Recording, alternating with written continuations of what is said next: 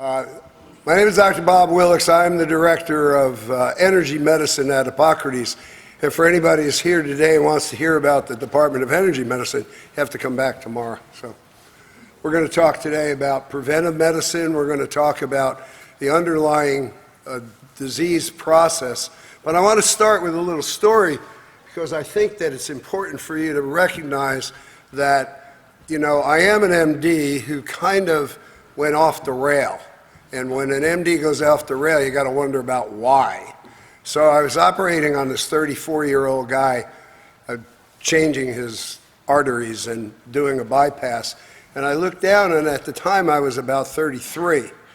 And I was doing 4 or 5 bypasses on his heart. And he was overweight, and so was I. And he didn't exercise, and neither did I. And he had a high-stress job. Well, if you think stopping the heart every day and starting it again isn't a high-stress job, what is? Collecting tolls? So he had a high-stress job. I had a high-stress job. He had no history of heart disease. I had no history of heart disease. His cholesterol was normal. My cholesterol was normal. So what was going on? I was confused why I was operating on a 34-year-old guy. So I said, if I'm operating on a 34-year-old guy and I'm 33, and his cholesterol is normal, and he doesn't exercise, and I don't exercise, and then he ate what I call the pass-by diet. That's what I was eating as well. That's where you pass by any food and you eat it as soon as you can. So I was on the pass-by diet, he was on the pass-by diet, and he had heart disease, and I was replacing 4 vessels on his heart, and I'm thinking, excuse my language, but holy crap, this could be me. So I looked up the average life expectancy of a cardiovascular surgeon. This was in the mid-70s. The average life expectancy of a cardiovascular surgeon in 1977 was 56 years old. And I was 33, and I had 5 kids, and where was I going with this? And so if you've ever had one of those epiphany moments in time where you suddenly decided you got to do something different. So I was an athlete in college. I played ball all of my life. But then when I went to medical school, I became what I call an obese slug. I didn't exercise. And one of my friends said to me, if you don't start doing something, you're going to wind up like the people you're operating on. And I started right away recognizing that I had to do something. And interestingly enough, I started with nutrition. And it was not intuitive, believe me. I didn't know anything about nutrition. As an MD, you don't learn a lot about nutrition in medical school. But I had heard a rumor about, now I'm in South Dakota. Now for those of you who are not familiar with the United States, it's probably close to the beef capital of the United States. And I've got a freezer full of dead animals that are frozen that I'm about to consume. And I'm saying, you know what I'm going to do? I'm going to find out what it's going to be like to be a vegetarian. And I had no clue what a vegetarian was, but I knew they didn't eat animals. So I stopped eating animals, and now I was a vegetarian. February 1977, I became a vegetarian. And about 3 months later, I'm in Las Vegas, the gambling capital of the world. I'm at Caesar's Palace, and I said to the waitress, I was eating dinner, and I didn't know what to eat as a vegetarian. All I knew is I wanted to eat vegetables, because that's what vegetarians eat. So I wanted to eat vegetables, so I didn't know how to order vegetables, because there's nothing on the menu for vegetarians. And so I ordered chicken stir-fried vegetables. And I took all the chicken and I moved it over to the side in a big pile, and I had the vegetables, and so now I'm a hotshot cardiac surgical vegetarian. And the waitress comes over to me. I will never forget this, and I want everybody in this room to remember this story, because this is what happens to vegetarians and eventually to vegans as well. So she said to me, "What in the world are you doing?" And I said, "Well, what do you mean, what am I doing? I'm a vegetarian." She said, "You're obviously a very stupid vegetarian." And I was appalled.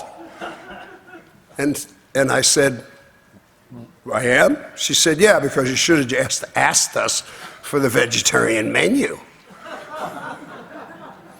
So lesson number one from this talk is, wherever you are, if you do decide that health is related to nutrition, which it is, we're going to get to that in a minute, and that if you are vegan or vegetarian, never go to a restaurant and not ask the waiter or the waitress to prepare a vegan meal for you, a vegetarian meal.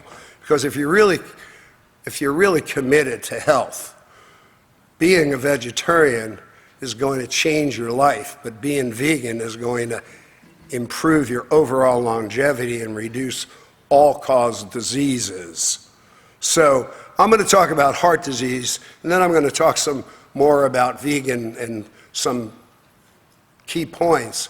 But I want to give you a little bit of a lesson in medicine, and that is, I don't care whether it's fibromyalgia, heart disease, irritable bowel syndrome, Crohn's disease, Alzheimer's disease, all diseases have now been shown categorically to have one underlying message. That underlying message is that before the disease becomes manifest, inflammation occurs.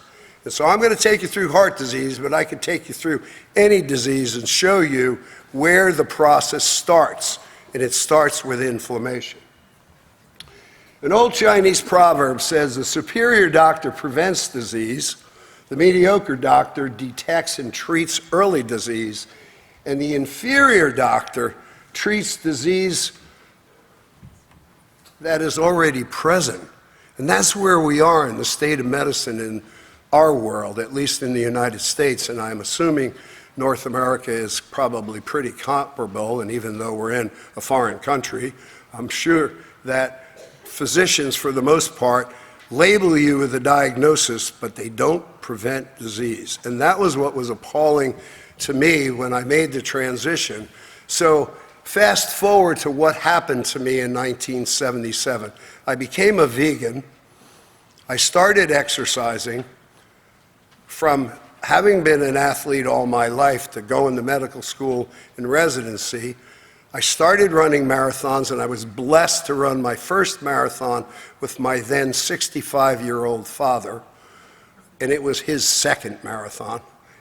And I was really blessed to get back into physical fitness. And from that, I became a triathlete and eventually did the Ironman. And I continue to say fitness is a major component of preventing disease, and it doesn't mean that overdoing fitness doesn't create inflammation. So be careful about what I say about fitness. It's not necessarily healthy to go and do the Ironman. The inferior doctor treats disease, and that's really why at Hippocrates and where we are in integrative and preventive medicine, we really think that this is a new era of medicine, because we know the underlying cause of Alzheimer's, we know the underlying cause of fibromyalgia, we know the underlying cause of Crohn's disease. It's all inflammatory. Now we have to find the triggers, and one of the triggers for sure is our lifestyle. And we now have evidence that your environment controls your epigenetics and your epigenes. And that's a whole nother lecture. Tell your DNA what protein to make. So if your environment is abnormal, and that's your external and your internal environment, so if you're exposed to too many of these devices, your environment's abnormal. If you're using your cell phone all the time and you're looking at TV and wondering why you can't sleep at night. Your environment's normal. And that epigenetic map is telling your DNA to make inflammatory DNA proteins. And that's the whole bottom underlying cause. Now we know that at the cellular level, it all exists in the mitochondria. And that's way too complicated for you to understand. But at the mitochondrial level, oxidation occurs, and you essentially are rusting from oxidation and inflammation. So you're here to learn. I'm so pleased to see so many people here. So let's go through heart disease as quickly as we can, and somebody give me a hook at about 30 minutes. This is a great story. There's a group of children in the cafeteria line, and at the beginning of the line, there's a nun with those yardsticks, and there's apples there, and she's saying, "Take one, God is watching." And so at the end of the line, there's a big a big bowl of chocolate chip cookies, and one of the kids wrote on there, "Take as many as you want, God's at the other end of the line." So we don't teach our children what to eat. We think that they can eat anything they want. So start with all of you changing the nutrition in you, and you'll change the nutrition in the world, and you'll change the nutrition in your children. Early detection of heart disease, I'm not going to bore you with, but I want you to take certain key messages home, okay? You have to look at your risk factors, in particular, whether your body fat is high. You have to look at how fit you are, whether your oxygen consumption is normal. You have to look at what's called heart rate variability. Exercise changes heart rate variability. The number one predictor of death, early death, in the world is heart rate variability.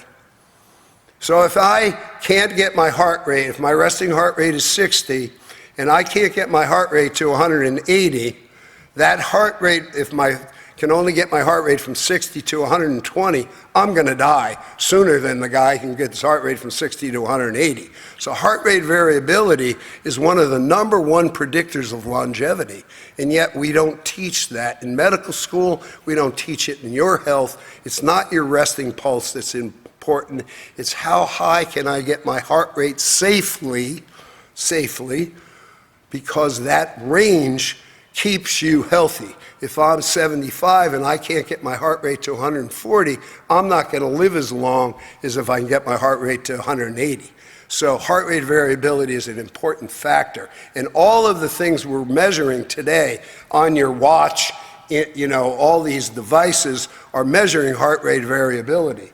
So heart rate variability is important. The number one cause and diagnosis of heart disease is made too late because the first sign and symptom of heart disease is fatigue. That's the number one reason for most people going to a doctor. So that means essentially all of you have a risk of cardiovascular disease. So pay attention. If fatigue is a problem, you shouldn't be any less vigorous than you were at 40 or 50 or 60. You should be more vigorous, not less vigorous, if you're taking care of your health. And then we're going to look at inflammatory markers, but type 2 diabetes and hemoglobin A1C. So fatigue and type 2 diabetes, pay attention. They're going to cause heart disease. Smoking, obesity, family history of heart disease before the age of 60, after the age of 60, a family history of heart disease. I'm sorry, folks, you can't blame your parents for your heart disease. Most people, only 10% at most of people with cardiovascular disease have a family history. And then now we have genetic markers. Remember I said your epigenes tell your DNA what to do? Most people in this room have never had these genetic markers measured because that's a preventive process, and you're not here your doctor's not looking for prevention. He's not measuring your NP21. He's not measuring KIF6 or ApoE or LP(a). He's not measuring those things. But everyone in this room's had their cholesterol measured. Remember the original story.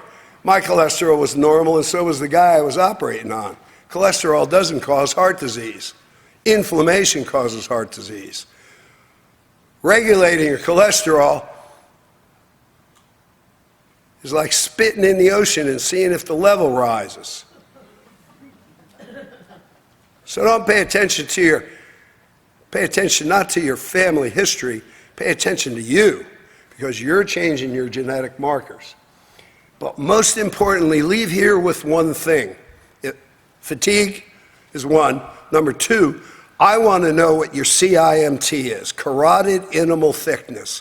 How many people in this room have had a CIMT? Look around. Nobody. Is that like a calcium scan? No, but we'll get to that. Great question. We're going to actually answer questions after I go through this diatribe. Calcium scores of the heart are one of the predictors. Late predictor. Fast CT scans, in other words, doing an angiogram of your heart. Well, that's not really predicting anything until after I have heart disease. It's not helping me. Echocardiograms aren't helping me to know that my heart isn't functioning. All I got to do is run you up a flight of stairs and I'll know your heart isn't functioning right, or you're telling me you can't walk a mile at under 12 minutes. I know your echocardiogram is going to be abnormal. Stress tests with radioactive material, the standard of traditional medicine looking for heart disease, worthless. It's worthless because you already have the disease. That's not how you prevent disease, by already having it. And an EKG has no value in detecting early heart disease. The only value of an electrocardiogram is telling me whether you already have an injury. Every 34 seconds, an American is going to die of cardiovascular disease. Every 40 seconds, an American is going to have a stroke. 64% of women and 50% of men who die suddenly have one symptom. What is their symptom? Death. Not a very good symptom. Not something I want to, okay, I died and now I know I have a cardiovascular event. I got to look at prevention here. This is really important. I've got to know, am I tired? Is my CIMT thick? Do I have certain vascular markers that I've never heard of before, but at least know that there are ways to predict whether you're at risk of cardiovascular disease, and it's not that expensive. Women, for the first time in history, more women are dying of sudden death than men. In 1960, the ratio of deaths in women to men was 10-1. In 2015, the ratio was converted, 2.5 women die for every one man. So women, all of the signs of heart disease in men, they're not the same in women. Women don't get chest pain that radiates down their left arm after exertion or sex. Women have fatigue as their number one symptom. And in addition to that, we want them working a full-time job, taking care of children and taking care of their husbands and washing and drying the clothes and getting the meal ready for whenever you're home for dinner. And why wouldn't it? I mean, put a man in that position, he's going to be fatigued too. So all women have chronic fatigue. How the hell are they going to know they have heart disease if they're all fatigued to begin with? 325,000 women died in 2015 versus 275,000 men. Women have different symptoms. I want you to look at this because people confuse this. The red side is the arteries. The arteries take blood to all of your organs. So when somebody says, I have a vein problem, like I have varicose veins, that has nothing to do with your circulation going away from your heart. So the blood carried to your brain, the blood carried to your liver, the blood carried to your kidneys, the blood are carried by arteries. That's the red side. Once they get to the liver and they get to the feet, the blood is carried back to the heart through the veins. So arteries carry blood to the tissues, veins carry blood to the heart, and the next time somebody comes to me and a cardiovascular surgeon has done 3 bypasses on their heart and the poor client is saying to me, they bypassed 3 of my veins, I'm going to spit. They didn't bypass your veins. They bypassed your heart vessels, your arteries, not your veins. So veins bring blood back to the heart. Arteries take blood away from the heart. Your arteries are important. Your veins are less important, although circulation between the arteries and veins is very important. This is the way the heart looks. Just, you know, there's, I think I have a pointer, I think. Oops. I don't have a pointer. Anyway, the arteries are those little red squiggly things coming off of the aorta. And this is what an artery looks like once it gets plugged up. You see that plaque formation? That's end-stage disease. That's not what we're talking about. You already have had inflammation. The wall of the artery is already broken down. It's already caused damage to the inside lining of the heart. And that's why the CIMT is very important, because the thickness of your carotid artery can predict inflammation in your coronary arteries. Let me say that one more time. The thickness of your carotid artery can predict the thickness and inflammation. So everybody in this room, go home to your doctor and say, I want a CIMT. And he's going to go, huh? What's that? And you're going to say it's a carotid intimal medial thickness. I want to know if I've got inflammation in my arteries. And the easiest way to look at it is to just take a Doppler, an ultrasound, and measure the thickness of my carotid artery. And if, doc, you don't know how to do that, find somebody that knows how to do it, and please do it for me, because I want to know if that number is 1.0.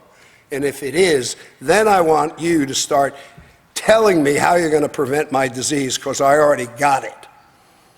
So a CIMT of 1 or greater, you already have inflammation in your arteries. You already got a risk of cardiovascular disease.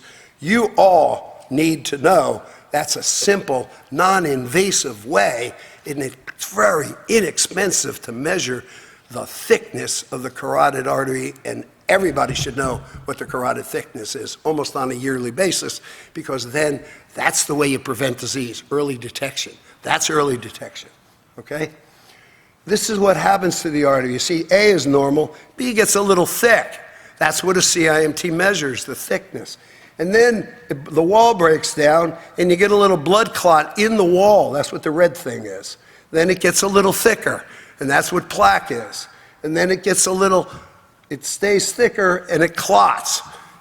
When an artery clots, blood doesn't flow to the area that it clots. So if you clot an artery to the brain, you're going to have a stroke. If you clot an artery to the heart, you're going to have a heart attack. This is not rocket science. Doctors make it difficult. It's not that tough. Make it simple. How do I prevent inflammation, doctor? What do I have to do? How do I prevent inflammation? And it is not, how do I control my cholesterol? That's different. Don't control your cholesterol, control your inflammation. This is what a clot looks like. I don't want that black thing sitting in my coronary artery. That's a clot. That's going to cause somebody's death. Plaques seem to appear later in the carotid artery, so that's why if you've got a thickness of 1.0, you already have disease in your coronary arteries. I want to reverse that. I want that going down, not going up. So the presence of carotid atherosclerosis, read this, independently increases the risk of cardiovascular events. A simple Doppler test of my carotid artery can help me learn that I'm at risk. I've got inflammation. Here we go. So if I have fatigue, I got a CIMT that's thick, I have a hemoglobin A1C above 5.8, I'm overweight or over fat, and I'm eating animal protein, that's a trifecta. I'm going to get it. It's just a matter of when. And if I'm lucky, I'll get a symptom. If I'm unlucky, I'm going to get death. I don't want that for you, for anybody else. I want preventive medicine to be the key to health. 162 years ago, Dr. Virchow in Germany proposed that inflammation was the cause of atherosclerosis. This is 2018, ladies and gentlemen. Please tell your doctors to get their heads out of the orifice where they can't see. Tell them the cause of coronary disease is not cholesterol, it's inflammation, because they haven't read the book yet. They have to go back 162 years to get the information.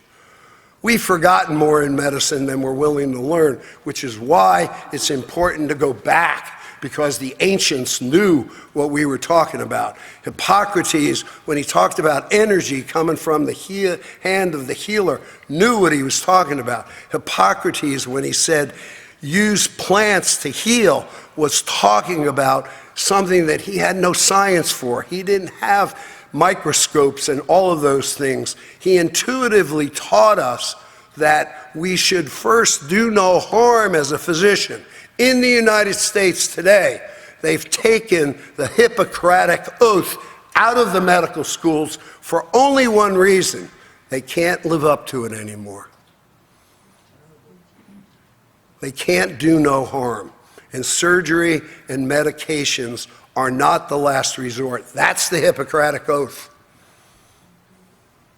And 162 years ago, Dr. Virchow told us the cause of atherosclerosis was inflammation. The American Heart Association, this isn't just me talking, has said that ultrasound imaging is safe. That's the CIMT. Ultrasound imaging is safe and relatively inexpensive means of assessing subclinical atherosclerosis. The technique is valid and reliable. So this is the American Heart Association telling the doctors, look at the CIMT and see whether, don't look for plaque after it's occurred. Start looking for inflammation. These tests on the top here, MPO, HCRP, all those tests that you see there on the top, I guarantee you none of you have had. And some of them are done in the urine, where all you need is a little strip of paper. You stick it in to find out whether or not you've got a lifestyle problem. Because lifestyle diseases create microalbumin. This is a CIMT. I'm going to take you through this quick. You see the red represents, so remember what I said, if it's above 1, you have disease. If it's 0.6 to 0.8, you don't have disease. So it's a simple test. This is an age-related thing. It will get thicker as you get older, but at least you should fit into your age category. This is what it actually looks at. Isn't this amazing that I can look at the thickness? You see that box there? This is your artery. I'm looking at the artery to your brain, ladies and gentlemen. This is if I cut your neck this way. This is if I look your neck that way. I'm looking at the artery with a little, with the same thing a fish finder, the guys that fish use in their boats. An ultrasound. That's the picture. Isn't that beautiful? Look at this thing. That's plaque. That's calcium. You shouldn't have calcium in your carotid artery. You shouldn't have thickness of the wall of your carotid artery. All right, let's move forward. These are tests, but there's one that I want you to know. I want you to ask your doctor to do a microalbumin creatinine ratio. It's a creatinine ratio. Microalbumin creatinine ratio or an F2 isoprostane. One of those two. It's a urine test. Why is it important? Because if they're abnormal, I know one thing about you. Your lifestyle sucks. You're not eating well. you're not exercising. If that level is abnormal, it's a simple, inexpensive test that tells me you've got inflammation going on throughout your body, and you better do something about your lifestyle because it's a lifestyle modifying number. But it can predict risk. All these tests here are kind of important, but I can't go through them all. I just want you to know that atherosclerosis is now widely accepted to be a disease process primarily driven by inflammation. And this is the Journal of Cardiology. I'm not making this stuff up, ladies and gentlemen. This is kind of interesting. This is one of the tests your doctor does do sometimes. If he thinks you have a family history of heart disease, he measures your Lp(a). And we at Hippocrates, and even though it says in the medical world, there is no way you can reverse an Lp(a) because it's a genetic marker. Your parents passed it on to you. We reverse Lp(a)s every single day with a plant-based vegan diet. Every day. And yet, in the medical world, they say you can't reverse that inflammatory marker because it's genetically driven. No, it isn't. It's lifestyle driven. Lp(a), while it behaves like a genetic marker, and they think there's no effective treatment for it, and that lifestyle has no impact on it, and if you aggressively treat it, if you don't aggressively treat it, it's associated with fat deposits. Yeah, it's associated with fat deposits because you're eating poorly, you're not exercising, you're not meditating, you're not doing anything for your lifestyle. This one is important. If you have a sophisticated test called the myeloperoxidase and the HCRP, together your long-term risk of death from cardiovascular disease is very high. So I don't want you all going to tell your doctor to do an MPO on you, but I'm telling you there's ways that we can predict your cardiovascular risks. A plaque test is a way for us to predict stroke. So if I combine an LPPLA-C2 with a CIMT that's abnormal, I'm going to get it. I'm going to have a stroke. Hooray, I know. No, I'm not going to do it. I'm going to change. I'm going to do what Willix did. I'm going to become a vegan. I'm going to go do a marathon. I'm going to get fit because I used to be fit when I was 5. Why can't I be fit now? Because I don't want to exercise. Healing occurs when the body goes into a parasympathetic state. This is categorically the only way that healing occurs. The parasympathetic state is when your nervous system tells your cells to use less oxygen and to repair. That occurs during REM sleep, REM, rapid eye motion sleep. That's a parasympathetic state. Now, healing will occur if you're awake and you're in a parasympathetic state. So, how do I know I'm in a parasympathetic state or a sympathetic state? I can tell you very simply. How many times do I answer my cell phone a day? How many times am I on the computer a day? What's my stress level? Because that's raising my cortisol level, and cortisol increases sympathetic nerves. Cortisol is associated with, now we know that cortisol has a factor that very few people in this room ever heard of.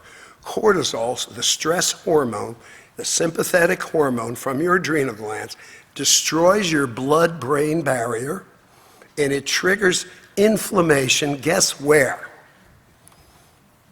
In the brain. We didn't even know 5 years ago that the brain had its own inflammatory markers. The brain has macrophage 1 and macrophage 2. Macrophage 1 causes inflammation. Macrophage 2 prevents inflammation. And the only way it can happen is if I destroy the blood-brain barrier. How do I do that? Eat animal protein. Have a lot of stress in my life. Raise my cortisol level. How do I prevent it? Go into a parasympathetic state. Sleep 8 hours a day. Meditate twice a day. Or do something to bring my body into a parasympathetic state. That's preventive medicine. Slowing down your central nervous system is very, very important.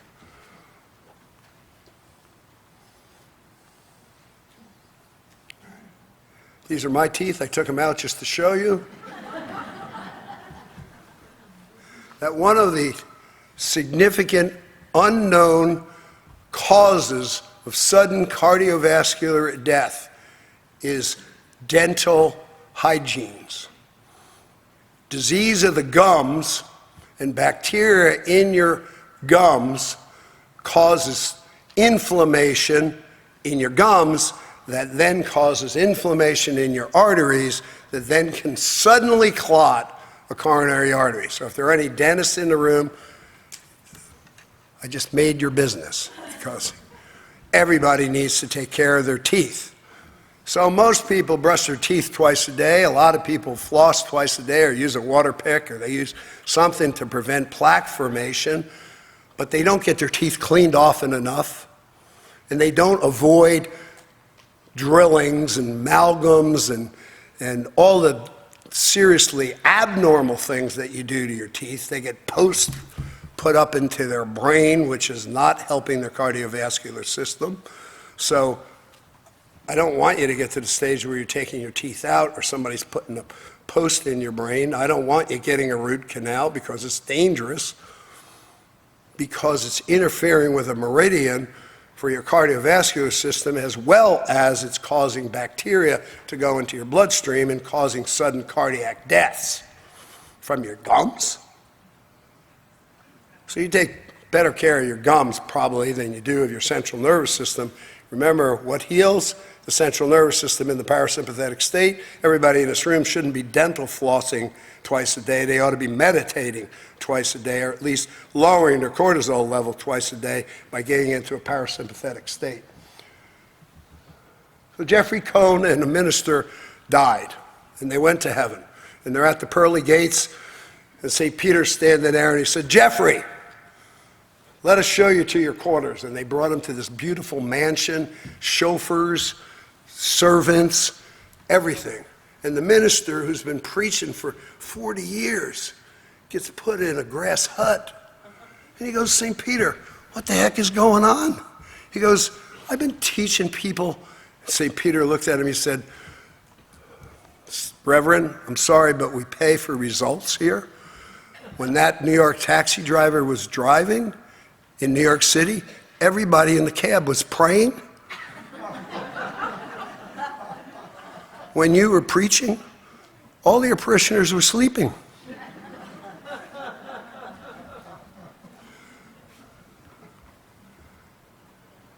Anti-inflammatory fats. Omega-3 fatty acids are extremely important. They don't come from any other place but plants. I know you think fish oil is the most important thing you can do. It is, if you want to have mercury toxicity. If you want to not get across the blood-brain barrier, then use fish oil, because fish oil doesn't cross the blood-brain barrier. It doesn't have alpha-linoleic acid in it enough to create omega-3 fatty acids in the brain. So you need something that naturally crosses the blood-brain barrier. So use foods that are high in omega-3s. Plant-based nutrition is the only way to get omega-3s into your diet. And if you're going to use oils, which you should do, then use plant-based organic oils. And the best one that we know of is clary sage oil. And clary sage oil crosses the blood-brain barrier, creates your own EPA and DHA in the brain, which is where it decreases inflammation. Fish oil doesn't do that. Fish oil has only peripheral effects, and it's very, very difficult to find fish oil that's beneficial. But look at the colors of the foods, okay? Beans, avocado, squash. You know, I have a rule, and I've been teaching nutrition since 1975. So Excuse me if I try to simplify it. But when people come into me and they say, what about the bar? I go, the bar? Yes, I have a bar every morning for breakfast. I go, you talking to me? You go to a bar? No. I have a protein bar. I have a protein bar for breakfast. I go, wow. Yeah, and it's got 10 grams of protein in it and no sugar. And it's got 20 grams of carbohydrate, so it's just like me eating a healthy meal. I go, really? Wow. So this universe was created somehow, either through the Big Bang or God. You believe in whatever you want to believe in. I don't care. But it's a pretty complex fabric in the universe. We're all interconnected. And you're telling me that when you drive down the street, the universe created a protein bar treat. Where the hell is your protein bar tree? And they look at me like, are you nuts, Doc? A little bit. Yeah, I think I probably am. You know, I don't want you eating things. I call the supermarket a square pig. Everything in the square of the supermarket is dangerous. Don't put a foot in there, because everything in there is going to be processed. Everything on the periphery of the supermarket is where you want to be. You may want to stay away from the meat and poultry, but at least you know you're going to find fruits and vegetables and nuts and seeds and all the organic foods in the periphery, and the center is where you are in the square pig. Tell me one thing in the square pig that grew on a tree or grew underground. Nothing. Why the heck do you want to go in there? Because I need toilet paper. Okay, go get your toilet paper and run out as quickly as possible.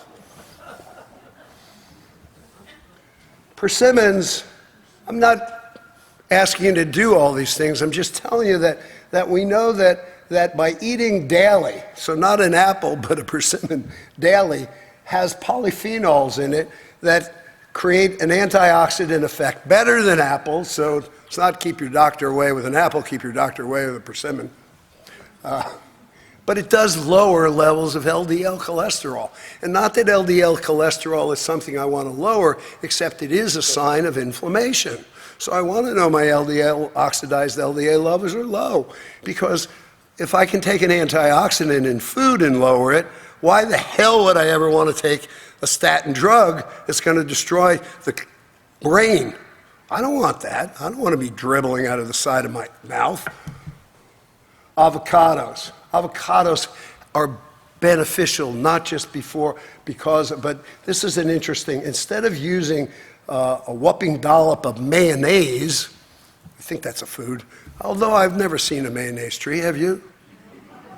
Maybe it's not a food. Maybe it's in the square pig, in the refrigerated section of the square pig. I don't want to go there. I can find an avocado outside the square pig, though. And I can use avocados because it lowers LDL levels, and it's a great antioxidant. It provides me with essential fats that my body needs. Spirulina, oh my God, what is this? Some green thing. Blue-green algae. It's been around for thousands of years. A very important, so know that we at Hippocrates talk about using green juices, blue-green algae, spirulina. We're using natural approaches to healing because science is catching up with what we've been doing for over 50 years. Science is catching up, and they're identifying why blue-green algae is important, why avocados are important, why persimmons are important, why omega-3s coming from vegetable sources are important. I mean, look, it's not that tough. It's hard to be a vegan, I agree. It's even harder to be a vegan that eats only raw, which is what we do at Hippocrates. I've been a vegan on and off for the majority of my life since 1977. You can do it. And by the way, my wife and I are both vegans, and we had a wonderful time in your city. And I want to congratulate you for having some great vegan restaurants. And we're really looking forward to staying. except you created weather. So we'd prefer that you bring the warmth back and get rid of that white stuff that's falling out of the sky. We left because of that. She's from Montreal. We don't ever go there in November. We came here in Toronto because they told us it wasn't as bad, and then we woke up this morning and it was snowing.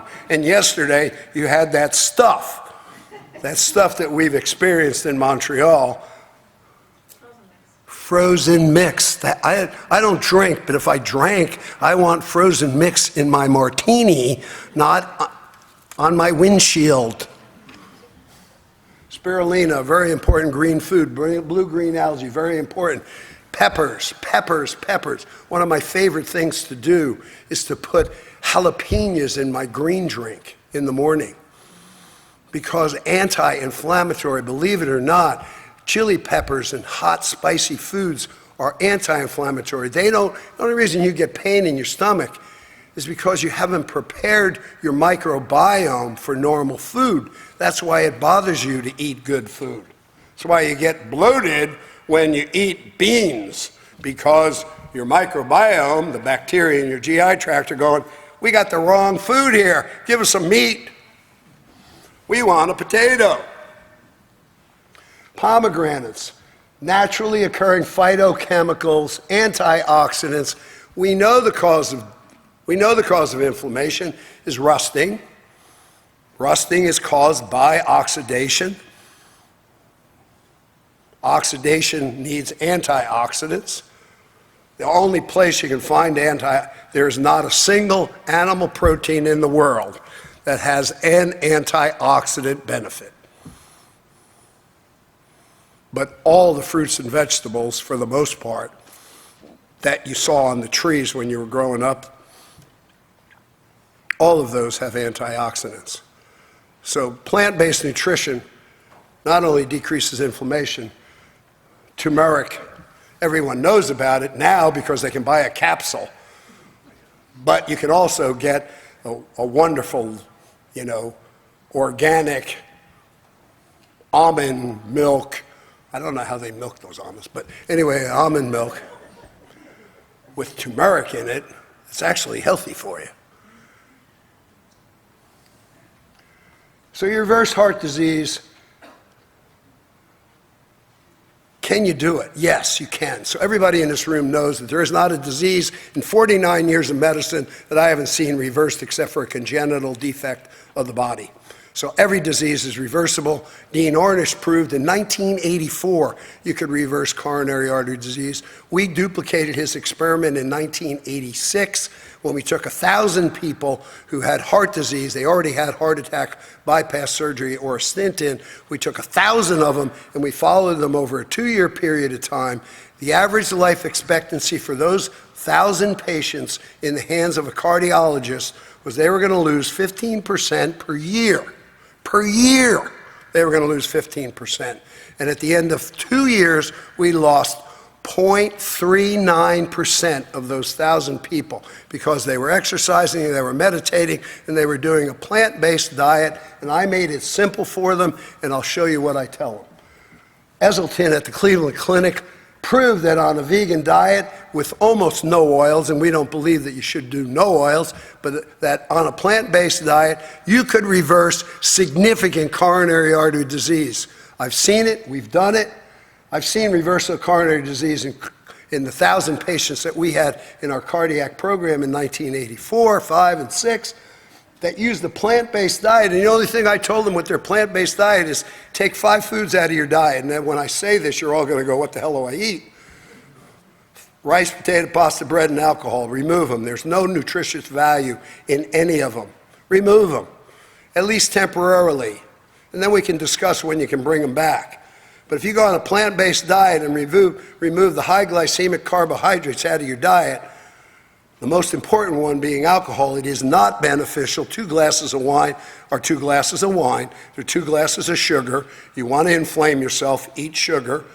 You could either do the 2 glasses of wine, or why don't you just go have yourself a spoonful or 2 of sugar. Oh, we're in Canada. Why don't you have some maple sugar pie?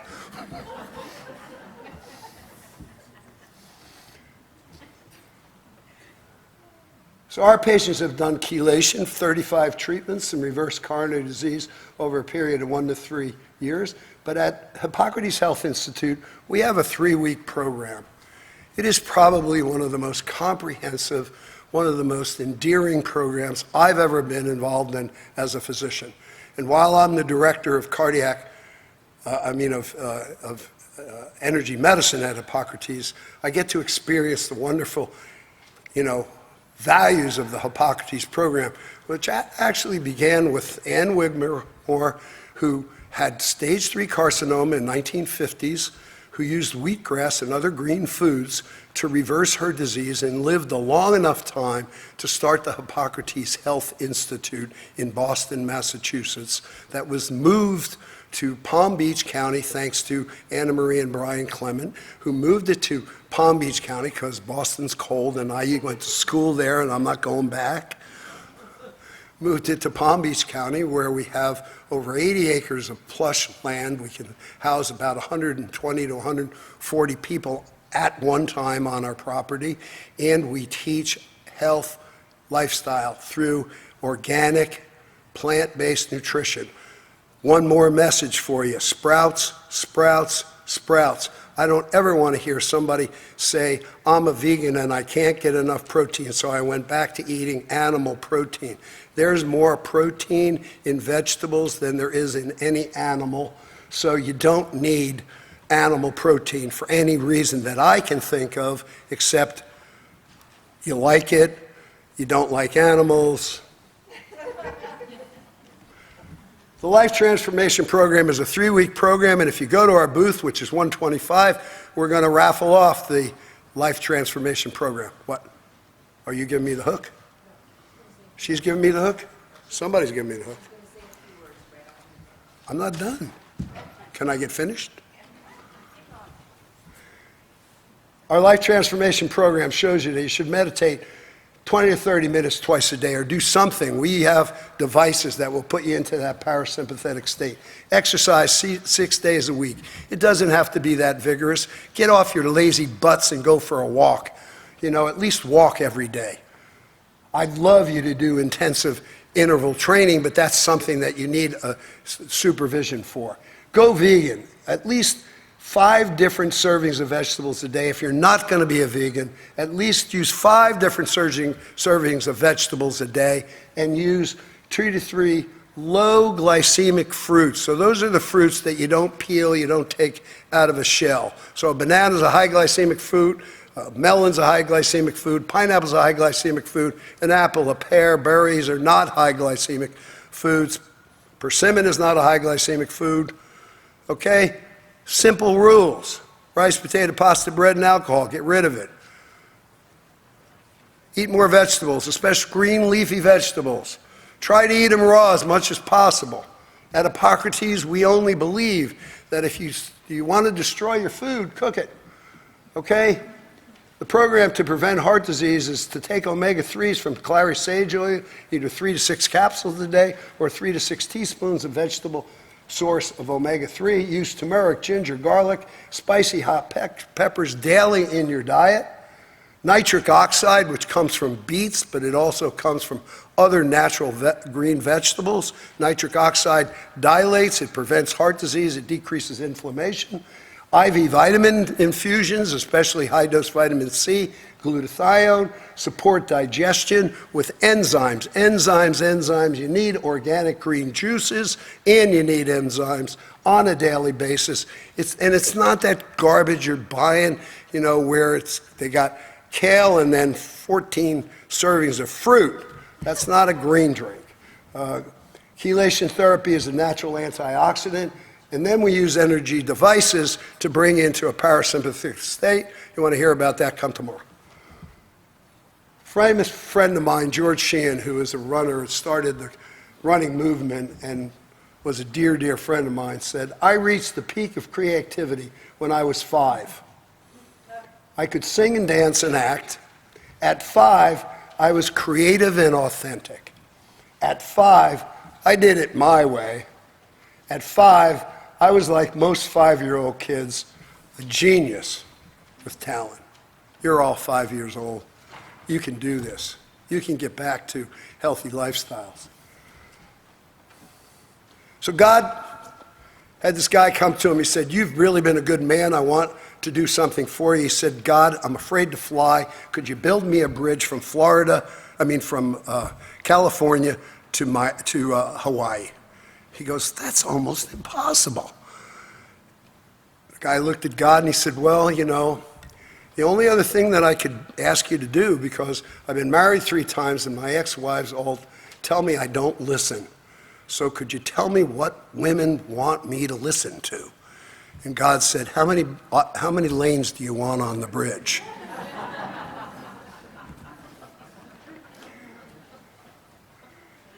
There are over 8.7 million species on Earth, and only one of us could the universe live without. Humans are the only ones that consume denatured, neutered food.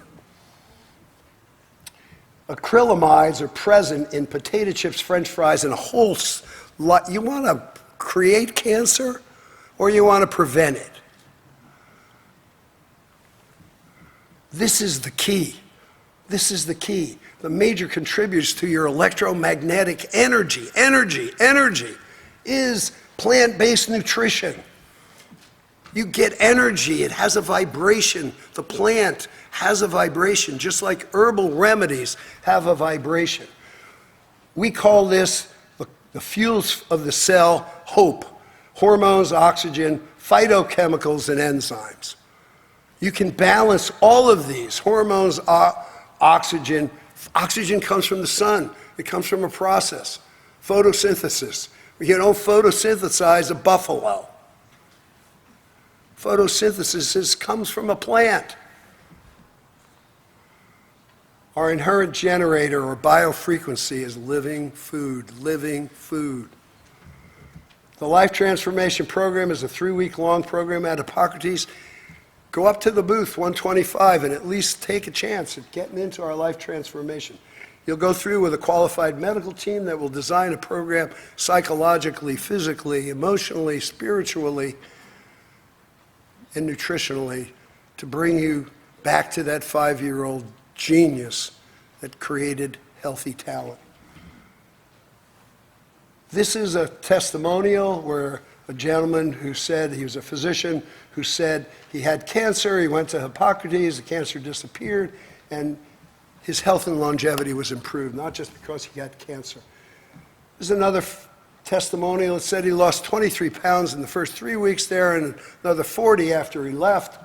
So our program is got 6 decades of clinical experience, and we know that this is the key to longevity. So enter a chance to win your first free week at Hippocrates by going to booth 125. I want to thank you very, very much for your attention.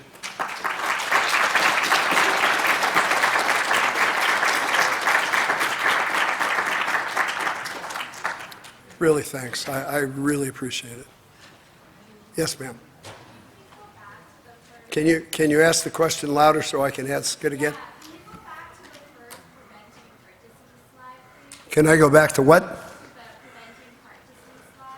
I don't think they're going to let me. I can, but I don't think they're going to let me. I don't think they'll let me, but I'll try. Yeah. So I live here with the cold stuff in Canada. I have a cancer doc in the States, and she's kind of a celebrity in the cancer world. And she shared with me this week that through genomic testing, because we're all biochemically unique, that they discovered that her body responds best to omega-3s from fish oil. Can you speak to that, please? Sure. For those of you leaving, I just want to make a quick announcement. Dr. Willix already announced about booth 125. He talked a lot today about lifestyle and lifestyle medicine. He is a serious pioneer in this field and a strong leader. We want to invite you to come see us, come register for this free week, because one of you could be the winner. Also, if you're serious about going to Hippocrates Health Institute, Dr. Willix is here. He's going to answer questions for you. We have some special discounts as well. And please come up because we have lots of information upstairs. We have information on the Life Transformation Program. We also have magazines. We have books. Brian and Anna Maria Clement are actually here to visit with you. But most importantly, can we give Dr. Willix a nice round of applause? Thank you.